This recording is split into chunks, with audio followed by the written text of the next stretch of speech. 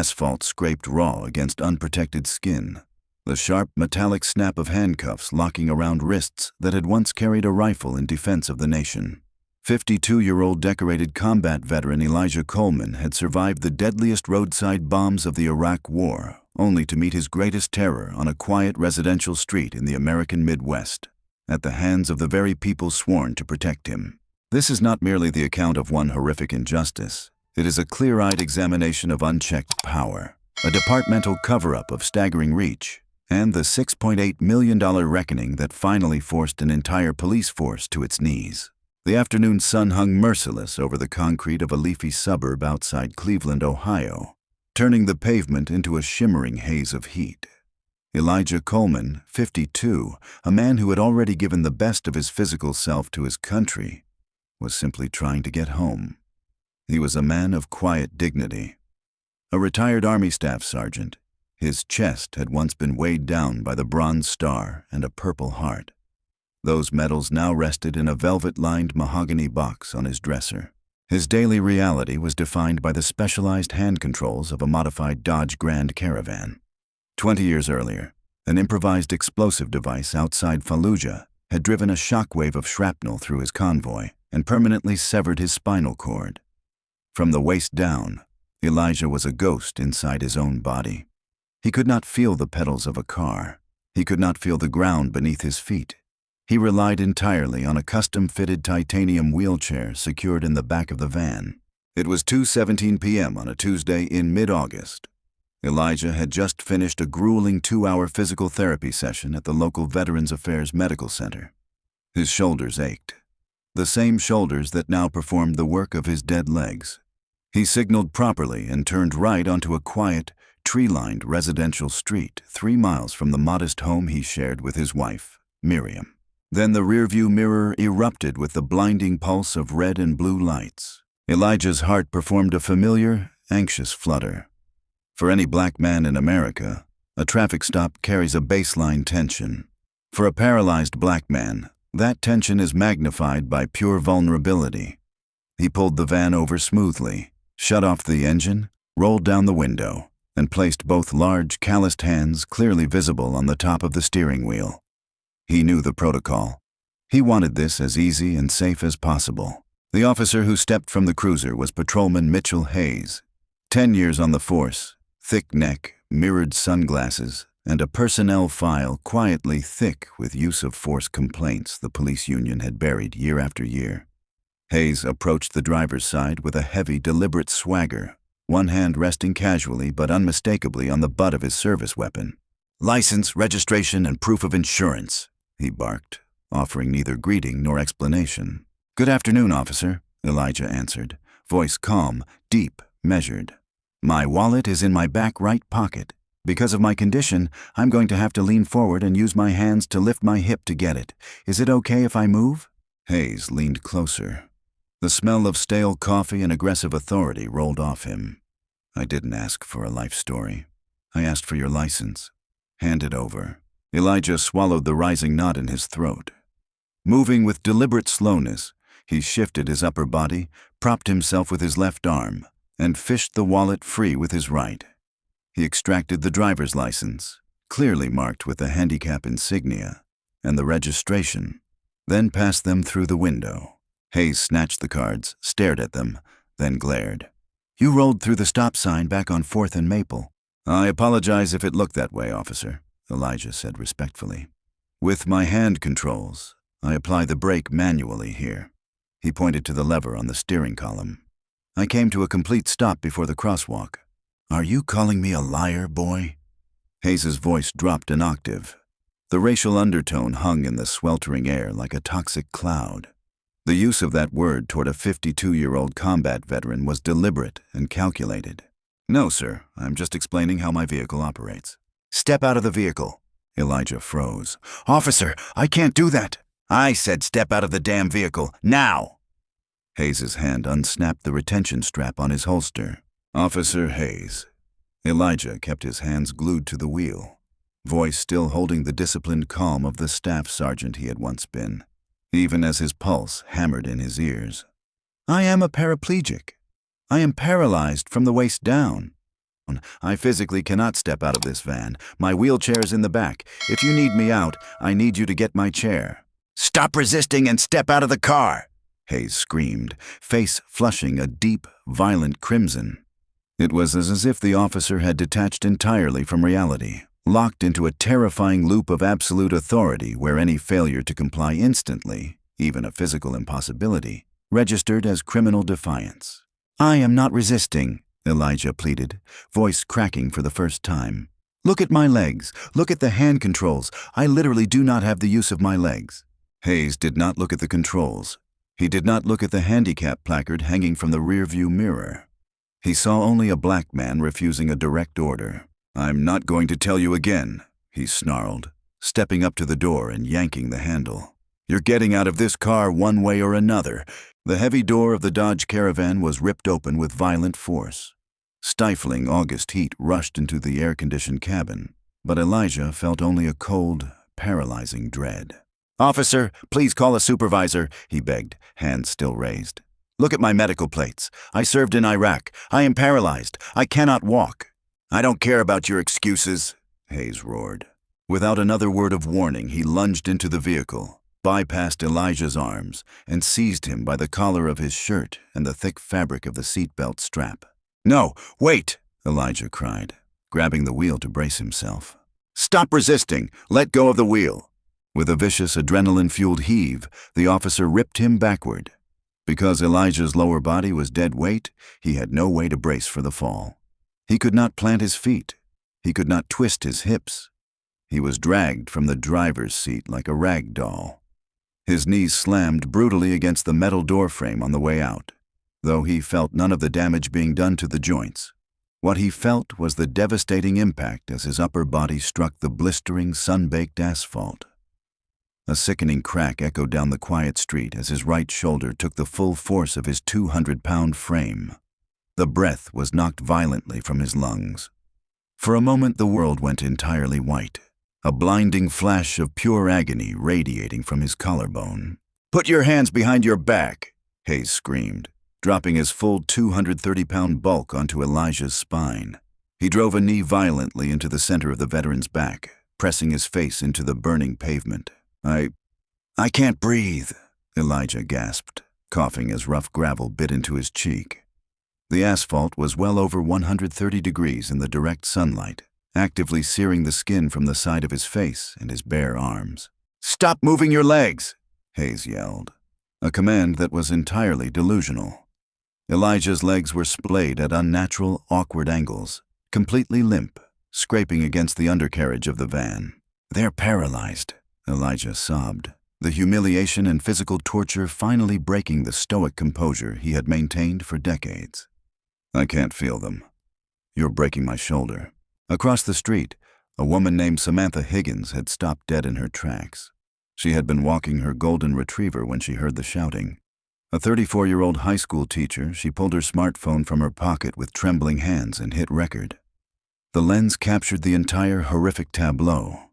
The modified van with disabled veteran plates, the lifeless legs of a black man sprawled uselessly on the hot street, and a heavily armed police officer grinding his knee into the man's back. "Hey!" Samantha yelled, stepping off the curb. "He told you he's paralyzed. What are you doing to him?" "Get back on the sidewalk, or you'll be arrested for interfering." Hayes pointed a furious finger at her before returning his attention to Elijah. He grabbed Elijah's left arm, twisted it behind his back with enough force to tear the rotator cuff, and snapped a heavy steel handcuff onto the wrist. Then he seized the right arm, the one with the fractured collarbone. As he wrenched it backward, Elijah let out a guttural, agonizing scream that echoed down the suburban block. It was the sound of pure, unadulterated torment. The second cuff clicked shut. Elijah Coleman, a man who had sacrificed his mobility fighting for the freedoms of his country, now lay hog-tied on the scorching pavement, treated worse than a rabid animal. Within minutes, the wail of approaching sirens filled the air. 2 more cruisers screeched to a halt. Officers poured out, hands on their weapons.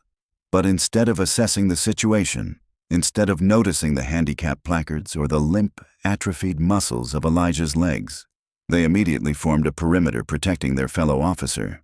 "Suspect is secured. He was actively resisting," Hayes panted, standing and wiping sweat from his forehead. He looked down at Elijah with absolute contempt. Elijah lay with his cheek resting in a small puddle of his own blood where the asphalt had shredded his skin. His shoulder throbbed with sickening intensity. He closed his eyes and the memory of the Fallujah explosion flashed through his mind. The helplessness, the ringing in his ears, the sensation of his body being destroyed by forces entirely beyond his control. Only this time the enemy was not an insurgent in a war zone. It was a man wearing the badge of the very nation he had bled for. "Get him up," one of the backup officers said. "I can't," Elijah whispered, tears cutting tracks through the dust on his face. "Please, my chair, in the back." The officers exchanged a look. One finally walked to the rear of the caravan, opened the hatch, and saw the custom titanium wheelchair. A heavy, damning silence fell over them as the reality of what their colleague had just done began to dawn. But the thin blue line held. No one reprimanded Hayes. No one apologized to Elijah. They simply dragged him, his lifeless legs scraping against the gravel, and hoisted his battered body into the back of a squad car. The emergency room at the local hospital was kept at a freezing 65 degrees, a stark and jarring contrast to the inferno of the pavement. Elijah sat handcuffed to the metal railing of the hospital bed, his gown exposing the angry red burns on his face and arms.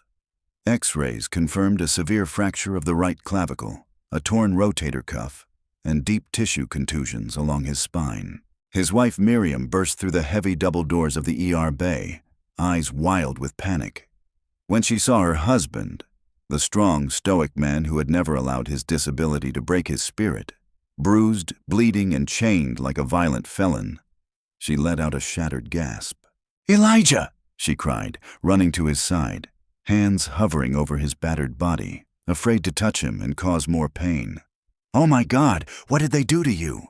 "I'm sorry, Miriam," he choked out, the shame burning hotter than the abrasions on his skin.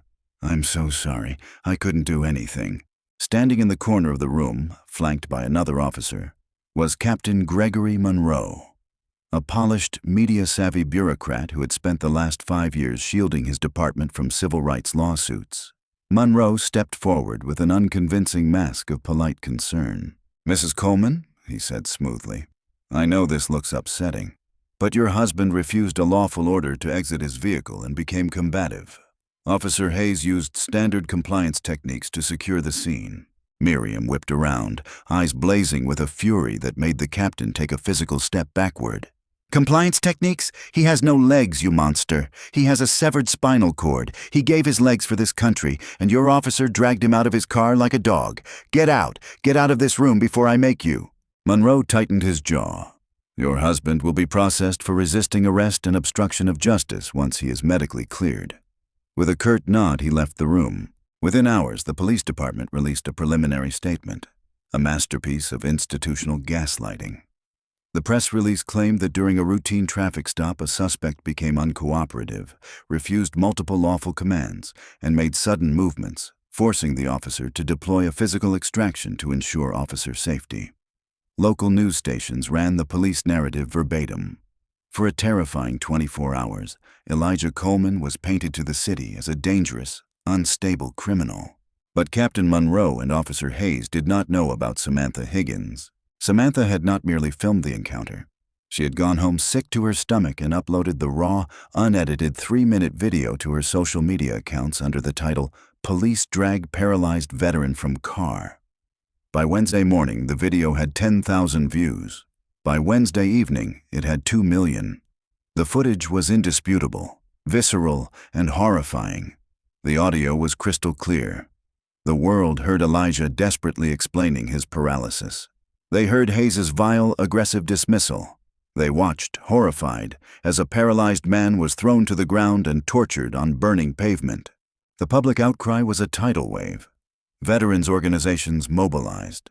Civil rights groups marched on police headquarters. The department switchboard crashed under the sheer volume of furious calls from around the globe. Seeing the narrative slipping violently from his grasp, Captain Monroe panicked. He called an emergency press conference, stood sweating behind a podium, and attempted to claim the video lacked context while asking the public to wait for an internal investigation. It was too late.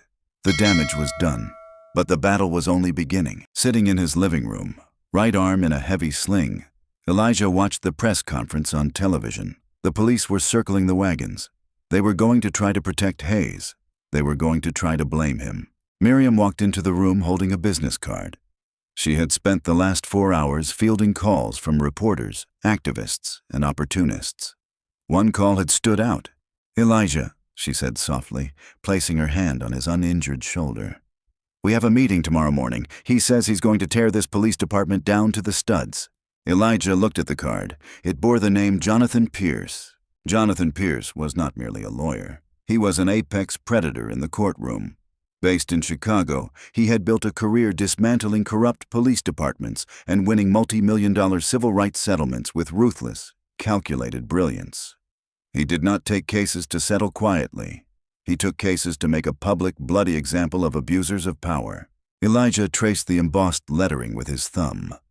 For the first time since the traffic stop, the crushing weight of humiliation began to lift, replaced by the cold, hard steel of a soldier preparing for a new kind of war. "Call him back," Elijah said, voice dropping into the low, authoritative register of the staff sergeant he used to be. "Tell Mr. Pierce I'm ready." The trap was about to be set. Officer Mitchell Hayes and Captain Gregory Monroe thought they had broken a defenseless man on the concrete. They did not realize they had just awakened a sleeping giant, and the price tag for their arrogance was about to shatter the city's foundation. The mahogany conference table stretched across the room like the deck of a battleship. Jonathan Pierce sat at its head, a fountain pen spinning rhythmically between his fingers. He was a man of sharp angles and sharper instincts, dressed in a tailored charcoal suit that commanded the room before he spoke a word. Across from him sat Elijah and Miriam Coleman. Elijah's right arm was bound tightly in a medical sling, his posture rigid, the phantom pains in his paralyzed legs flaring with sharp electrical intensity. "They are going to offer you a settlement," Jonathan said, his voice a low, resonant baritone that filled the cavernous office. "Within 48 hours, the mayor is going to send a discreet representative to your doorstep. They will offer $500,000, maybe even a full million. They will smile. They will offer insincere apologies. And they will present a non-disclosure agreement thicker than a telephone directory. They want to bury this, Elijah. They want to bury you." Elijah met the lawyer's piercing gaze. "I didn't survive a roadside bomb in Fallujah to be bought off by the cowards who attacked me in my own hometown. I want them held accountable. Every single one of them." Jonathan stopped spinning the pen. A slow, dangerous smile crept across his face. "Good, because I don't litigate for settlements, Mr. Coleman. I litigate for total destruction. We are not just suing Officer Mitchell Hayes. We are suing Captain Gregory Monroe for institutional negligence. We are suing the entire department. We are going to drag their buried secrets out into the blinding sunlight. And we are going to make certain Mitchell Hayes never again wears a badge, carries a gun, or wields authority over another human being for the rest of his natural life." The legal machinery ground into motion with terrifying speed. Jonathan Pierce assembled a team of relentless paralegals and junior attorneys and unleashed a blizzard of subpoenas, discovery requests, and freedom of information filings upon the city. Local government panicked. The mayor, a career politician desperate to protect his upcoming re-election campaign, immediately ordered the city's legal counsel to stonewall Pierce's team. But Jonathan was a predator who thrived on resistance. He knew exactly where the bodies were buried. His first target was Mitchell Hayes's internal affairs file. The city claimed the file was sealed under union protections. Jonathan countered by dragging them before a federal judge, presenting Samantha Higgins's viral video as prima facie evidence of a severe civil rights violation that superseded any union contract.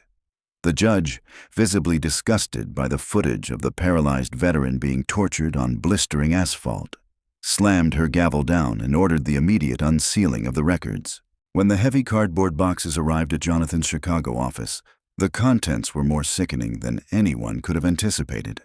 Mitchell Hayes was not a good cop having a bad day. He was a walking, breathing liability, a ticking time bomb of unchecked aggression and racial animus. Over his 10-year career, he had accumulated 47 separate use-of-force complaints. The files revealed a horrifying, undeniable pattern. Hayes specifically targeted vulnerable citizens. There were complaints from elderly minorities whose arms had been fractured during routine stops. There was a report of a deaf teenager tackled and pepper-sprayed because he could not hear Hayes yelling commands.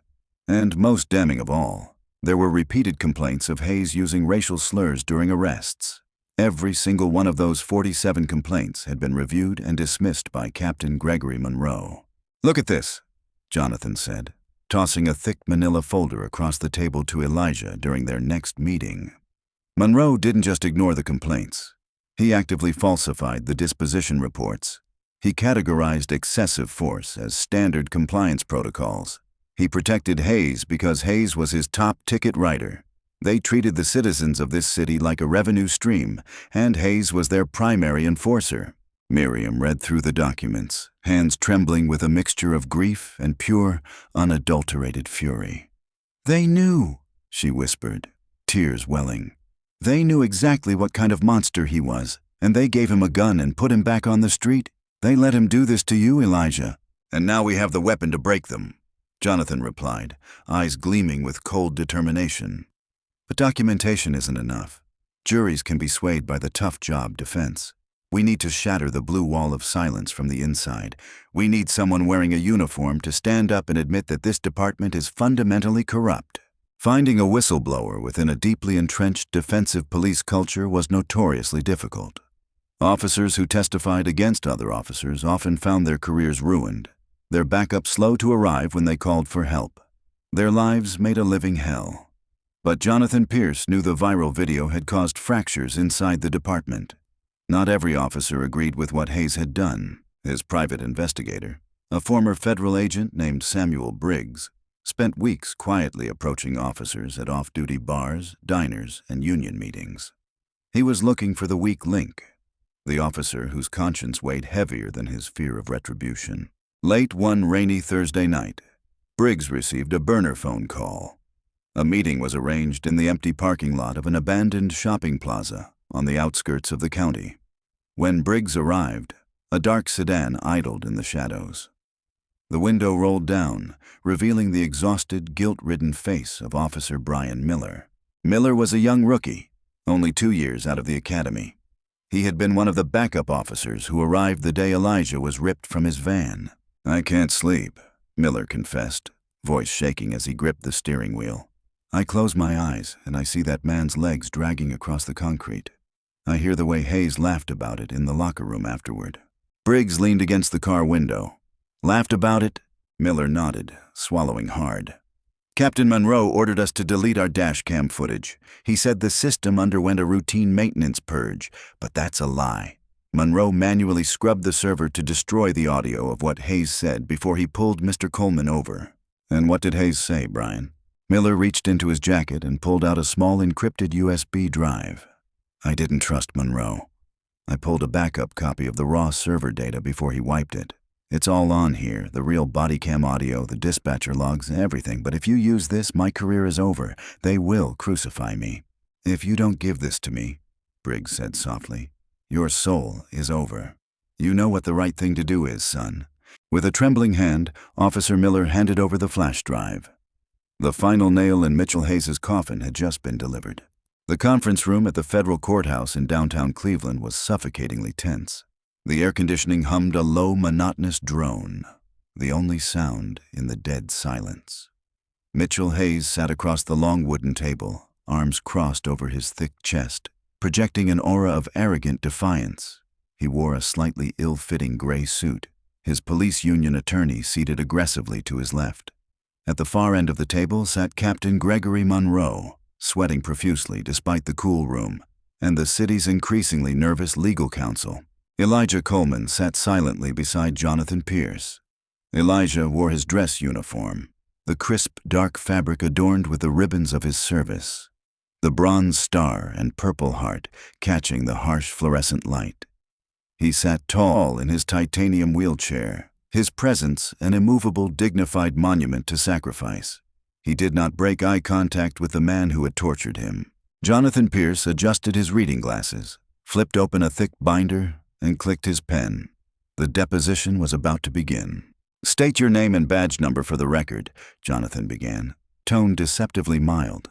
"Mitchell Hayes, badge number 812. Officer Hayes, let's revisit the events of August 12th. In your official police report, which you signed under penalty of perjury, you stated that Mr. Coleman was verbally abusive, aggressively non-compliant, and posed an immediate physical threat to your safety. Is that correct?"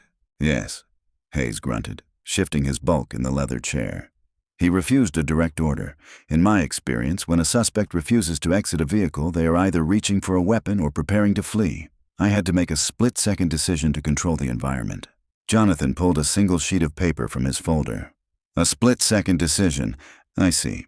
Officer Hayes, did you notice the handicap placard hanging from Mr. Coleman's rearview mirror?" I was focused on the suspect's hands, not the mirror. "Did you notice the specialized hand controls installed on the steering column directly in front of you?" "No, it was a high-stress situation. Did you hear Mr. Coleman when he clearly and calmly informed you multiple times that he was a paralyzed combat veteran who physically lacked the ability to use his legs?" Hayes sneered slightly. "Suspects lie all the time, counselor. If I took every criminal at their word, I'd be dead in a ditch. My training dictates that I take control of the suspect first and verify their story later. Even if taking control means violently dragging a disabled man onto burning asphalt and fracturing his clavicle?"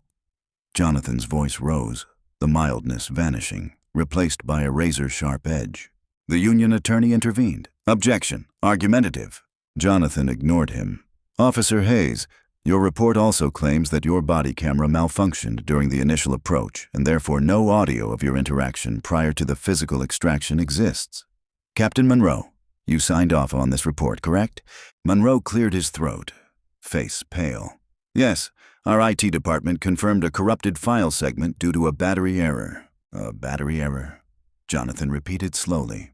He walked to the large television monitor at the end of the table and plugged in a sleek laptop.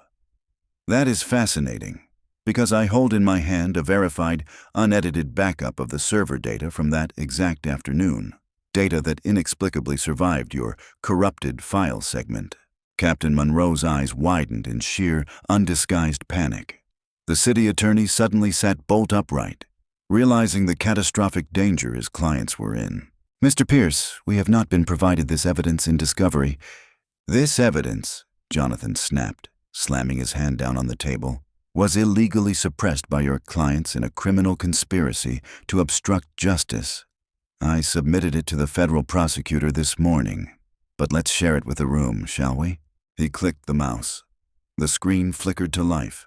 It was the raw footage from Officer Hayes' body camera. The video showed Hayes sitting in his cruiser watching Elijah's modified Dodge Caravan turn onto the residential street. The audio was flawless. The heavy, rhythmic sound of Hayes chewing gum filled the speakers. Then Hayes' voice echoed through the silent deposition room. "Look at this flashy piece of garbage. Thinks he owns the road. I am so sick of these entitled people moving into my district. Let's ruin this boy's day." The racial slur hung in the air like a detonated grenade. The room was absolutely paralyzed. Elijah closed his eyes, jaw clenched so tightly the muscles trembled. Miriam gasped, covering her mouth with her hand. On the screen, Hayes activated his sirens. He stepped out of the car. The audio recorded every heavy footstep as he approached the van. It recorded Elijah's calm, respectful greeting. It recorded Elijah explaining his paralysis. And it recorded Hayes' immediate, violent escalation, unprovoked and entirely malicious. Jonathan paused the video, leaving the frozen image of Hayes' furious face glaring through the driver's side window. "You didn't make a split-second decision based on fear, Officer Hayes," Jonathan said, his voice a lethal, quiet whisper. "You made a premeditated decision based on hatred. You saw a black man driving a nice car in a neighborhood you decided he didn't belong in, and you decided to break him to feed your own pathetic, fragile ego." Hayes was completely silent. The arrogant swagger had evaporated. He looked like a cornered animal, chest heaving, eyes darting frantically to his union lawyer, who was staring at the table in absolute shock. Jonathan turned his predatory gaze to Captain Monroe. And you, Captain? You heard this audio. You knew your officer committed a hate crime and violently assaulted a disabled war hero. And your response was to delete the evidence, falsify an official police report, and launch a public smear campaign against Mr. Coleman. That isn't negligence. That is felony obstruction, evidence tampering, and civil rights conspiracy. I want to consult with my client in private, the union attorney stammered, frantically gathering his papers. Consult all you want, Jonathan replied coldly, packing up his laptop. But understand this. I am amending our civil complaint. We are no longer seeking unspecified damages. We are demanding $6.8 million from the city. But more importantly, the United States Department of Justice has been provided this drive. By tomorrow morning, the FBI will be knocking on the doors of your precinct. Jonathan walked back to Elijah and placed a hand on his shoulder. Are we done here, Staff Sergeant? Elijah opened his eyes. He looked directly into the terrified, defeated eyes of Mitchell Hayes. The man who had stripped him of his dignity on the hot pavement was now trembling in a tailored suit. Elijah felt a profound, settling peace. He had fought battles in the blazing deserts of the Middle East, and he had fought a battle on the quiet suburban streets of his own home, and he had won both. Yes, Jonathan, Elijah said, his voice echoing with the unshakable authority of a true leader. We are done here. As Elijah wheeled himself out of the deposition room with Miriam walking proudly by his side, the heavy wooden door clicked shut behind them, sealing the fate of the corrupt men trapped inside. The blue wall of silence hadn't just cracked, it had completely and utterly shattered, burying Mitchell Hayes and Gregory Monroe beneath the undeniable weight of the truth. The reckoning had finally arrived. Dawn broke over the suburb with an eerie, suffocating stillness, completely ignorant of the catastrophic storm about to make landfall. At exactly 6:30 in the morning, the heavy glass doors of the police department were violently pulled open. This time it was not disgruntled citizens or local reporters. It was a perfectly synchronized tactical wave of 24 Federal Bureau of Investigation agents. They wore dark navy windbreakers with FBI emblazoned across the back in stark, unyielding yellow lettering. They did not stop at the front desk. They did not ask for permission. Leading the charge was Special Agent Harrison Vance, a man known within the Justice Department as a human bulldozer when it came to civil rights violations. Armed with federal warrants authorized at the highest levels of the Department of Justice, the agents swarmed the precinct. They immediately seized the internal server rooms, physically unplugging the massive hard drives Captain Gregory Monroe had so desperately tried to wipe. They confiscated the personal cell phones of every commanding officer in the building.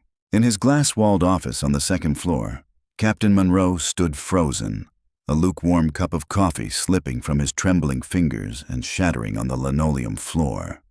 He watched in sheer, unadulterated horror as 2 federal agents marched through his door. Captain Gregory Monroe, Special Agent Vance announced, voice devoid of any professional courtesy. You are under arrest for conspiracy to deprive an individual of their civil rights, destruction of federal evidence, and felony obstruction of justice. Place your hands behind your back. Monroe, a man who had built a lucrative career on untouchable arrogance, suddenly looked incredibly small. There has been a misunderstanding, he stammered, his polished bureaucratic armor instantly evaporating. I was following departmental protocol. I can explain everything. You can explain it to the federal magistrate. Vance replied coldly, forcefully spinning Monroe around and snapping heavy steel handcuffs onto his wrists. Monroe was perp-walked through the center of his own precinct. Dozens of subordinate officers watched in stunned, terrified silence as their untouchable leader was paraded out the front doors and shoved into the back of an unmarked black SUV. The flashing cameras of the local press, tipped off by Jonathan Pierce's office, captured every humiliating second of his downfall. Simultaneously, across town in a modest suburban neighborhood, Mitchell Hayes was rudely awakened by the thunderous, violent shattering of his front door. He scrambled out of bed, instinctively reaching for his service weapon on the nightstand, but he was far too late. Before his fingers could even brush the cold steel of his Glock, heavily armed FBI SWAT agents were already in his bedroom, laser sights painted directly onto his chest. "Federal agents, on the ground now!" the lead agent roared. Hayes, the man who had mercilessly demanded compliance from a paralyzed veteran, instinctively hesitated. He raised his hands, eyes wide with profound, cowardly panic. "Wait, wait, I'm a cop. I'm one of you." "On the damn ground, Hayes," the agent screamed, closing the distance. When Hayes didn't move fast enough, the agents did not hesitate. They tackled him with ruthless efficiency. Hayes hit the hardwood floor of his bedroom with a heavy, sickening thud. The breath was violently knocked from his lungs. An agent drove a knee sharply into his lower back, pinning him to the floorboards. "Stop resisting," the agent commanded. "I'm not resisting," Hayes cried out, the terrifying irony of the situation entirely lost on him as cold steel cuffs bit deeply into his wrists. He was dragged to his feet, wearing nothing but boxer shorts and a t-shirt, and marched out onto his front lawn. His neighbors, the very people he had sworn to protect, stood on their porches watching in disgusted silence as the neighborhood bully was finally brought to heel. The dominoes continued to fall with breathtaking speed. By noon, the mayor held an emergency press conference. Desperate to salvage his political career and distance himself from the radioactive fallout, he officially announced the immediate termination of both Mitchell Hayes and Gregory Monroe, completely bypassing the police union's arbitration process. The union president attempted to threaten a citywide strike in retaliation, but the public backlash was so severe, so overwhelmingly hostile, that the union was forced into a humiliating unconditional surrender within hours. Back in his living room, Elijah Coleman watched the unprecedented events unfold on his television screen. His right arm was still immobilized in a heavy medical sling, and his ribs ached with a dull, persistent throb. Miriam sat closely beside him, her hand resting gently on his left knee. "They got them, Elijah," Miriam whispered, tears of profound relief streaming down her cheeks. "They actually got them." Elijah let out a long, shuddering breath. For decades, he had carried the invisible, suffocating weight of being a black man in America, a weight that told him the system would never protect him, even after he had sacrificed his own body to protect the system. But watching Mitchell Hayes and Gregory Monroe being loaded into federal transport vehicles, a profound, unfamiliar sense of justice washed over him. The impenetrable blue wall of silence hadn't just been cracked. Jonathan Pierce and the Truth had detonated a bomb right at its foundation, reducing it to absolute rubble. Yet the legal war was not completely over. The city still had to pay for its sins. 3 weeks later, the grand chambers of the city council were packed beyond maximum fire capacity. The air in the room was thick and heavy with the collective anticipation of a community witnessing a tectonic shift in its history. Citizens, prominent civil rights activists, and a phalanx of veterans in crisp, full-dress uniforms stood shoulder to shoulder, lining the walls and spilling out into the hallways where a secondary crowd listened through mounted speakers. At the center table sat Jonathan Pierce, looking every bit the apex predator who had just finished a highly satisfying meal. Beside him sat Elijah Coleman, dignified, stoic, and unbothered by the hundreds of eyes fixed upon him. He radiated a quiet, immovable strength, his presence a living testament to the endurance of the human spirit. The city's legal counsel looked as though he hadn't slept in a month. His skin was sallow, his hands trembling slightly as he adjusted the microphone. He stood before the council, posture slumping under the weight of the city's impending financial and moral ruin. He cleared his throat, but the sound was thin, barely audible over the hum of the air conditioning. He began to read from a thick, legally binding document, his voice cracking midway through the first paragraph. The city, acknowledging the profound and inexcusable violations of civil rights inflicted upon Staff Sergeant Elijah Coleman, hereby agrees to a fully binding, non-appealable settlement, he read, the words echoing through the silent, cavernous room like stones dropped into a well. The city will disburse a sum of $6.8 million directly to Mr. Coleman and his legal representation.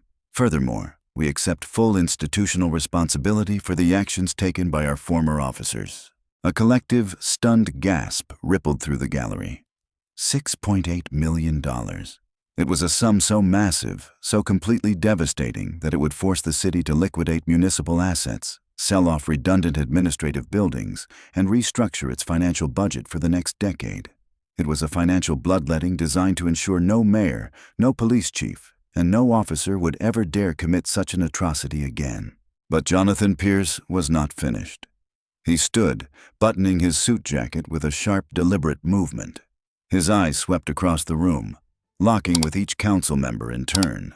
"The financial compensation is merely the beginning, council members," Pierce's voice boomed, cutting through the murmurs with the force of a gavel. "Money does not fix a poisoned well. As part of this settlement, the police department has signed a binding federal consent decree.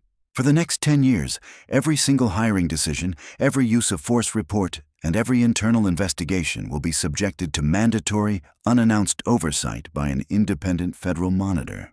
The days of investigating yourselves are permanently over. You will reform, or the federal government will dismantle your department brick by brick." The mayor, sweating profusely behind his mahogany podium, nodded in quiet, defeated submission. He knew there was no room for negotiation. The city was under the spotlight of the nation, and the evidence against them was absolute. While the civil victory was historically unprecedented, the criminal justice system delivered its own devastating blow 6 months later. A federal judge presided over the sentencing of Mitchell Hayes and Gregory Monroe. The courtroom was heavily guarded by United States Marshals, their presence a stark reminder of the gravity of the proceedings. Gregory Monroe, having cowardly attempted to strike a plea deal by testifying against Hayes, was sentenced to 7 years in federal prison for obstruction of justice and the destruction of federal evidence. He sat slumped in his chair, head bowed, seemingly unable to comprehend how his polished world had collapsed so completely. But for Mitchell Hayes, there was no mercy. The jury had deliberated for less than 2 hours before finding him entirely guilty of aggravated assault under color of law and federal hate crimes. The judge looked down at Hayes from her elevated bench, expression unreadable, voice cold and precise. Hayes stood before her in a bright orange federal jumpsuit, wrists chained to his waist. The arrogant swagger, the bullying smirk, the terrifying authority, it was all completely gone. He was nothing but a broken, terrified man facing the crushing consequences of his own monstrous actions. "Mr. Hayes," the judge said, voice dripping with absolute, unmasked contempt, "you were entrusted with a badge and a gun to protect the vulnerable. Instead, you used that power to torture a paralyzed war hero who had sacrificed his mobility for this country. You are a disgrace to the uniform, a disgrace to your community, and a danger to society. The court finds your actions not just criminal, but morally repugnant. I sentence you to 15 years in a maximum security federal penitentiary without the possibility of early parole." Hayes's knees completely buckled. He collapsed into his chair, burying his face in his chained, trembling hands, openly sobbing as the heavy gavel slammed down with a resounding final echo. Elijah Coleman watched from the front row. He did not smile. He did not cheer. He simply nodded his head once. Justice had finally been served, and the debt had been paid in full. The nightmare that had begun on a hot summer afternoon had finally concluded, and the truth had triumphed. A year later, the harsh, unforgiving summer heat had given way to a crisp, beautiful autumn breeze. Elijah and Miriam sat on the sprawling wraparound porch of their brand-new, fully accessible, custom-built home, nestled on 40 acres of peaceful, quiet countryside. The sprawling property was a sanctuary, a place where the noise of the city and the trauma of the past could not reach them. The $6.8 million settlement had provided financial security they could never have imagined. But Elijah had not kept all the money for himself. He had taken $2 million and established the Coleman Veterans Legal Defense Fund, a nonprofit organization dedicated strictly to providing elite, high-powered legal representation to disabled military veterans facing discrimination, medical malpractice, or police harassment. He had turned his own horrific, agonizing trauma into an impenetrable protective shield for others who had served their country but been abandoned by the very society they protected. Elijah looked out over the sprawling green fields, watching the golden leaves fall gently from the massive oak trees. He reached down, resting his hand on the specialized mechanized wheels of his state-of-the-art titanium chair. He could not feel his legs, and he never would. The pain in his shoulder still flared on rainy days, a permanent, lingering reminder of the scorching asphalt. But as he looked at his wife, who was smiling warmly while pouring them both a glass of sweet iced tea, Elijah felt something he had not felt since the day he stepped on that explosive device in Fallujah 20 long years earlier. He felt entirely, wonderfully whole. The monsters who had tried to break him were locked away in cold concrete cages. The corrupt, institutionalized system had been brought forcefully to its knees by the relentless pursuit of the truth. And the war hero had finally, truly found his peace. The cycle of abuse had been halted, not by violence, but by the overwhelming, irrefutable power of justice served. Elijah took a sip of his tea, the cool liquid refreshing against the afternoon sun. He watched the horizon where the sun began its slow descent, painting the sky in vibrant hues of orange and purple. He was no longer a victim of a system that discarded people. He was a beacon for those who still fought. His story was now a rallying cry, a testament to the idea that no matter how dark the night, the truth always rises. The path forward was clear, and for the first time in 2 decades, he rolled into the future with his head held high, unafraid of what the next day would bring. If this story of absolute justice and the triumph of a true American hero moved you, you are not alone. Elijah Coleman's horrifying ordeal and incredible victory prove that no matter how powerful the corrupt may seem, the truth is an unstoppable force. The blue wall of silence was shattered, but there are still countless untold stories out there demanding to be heard. Do not let these battles fade into the shadows. Share this account.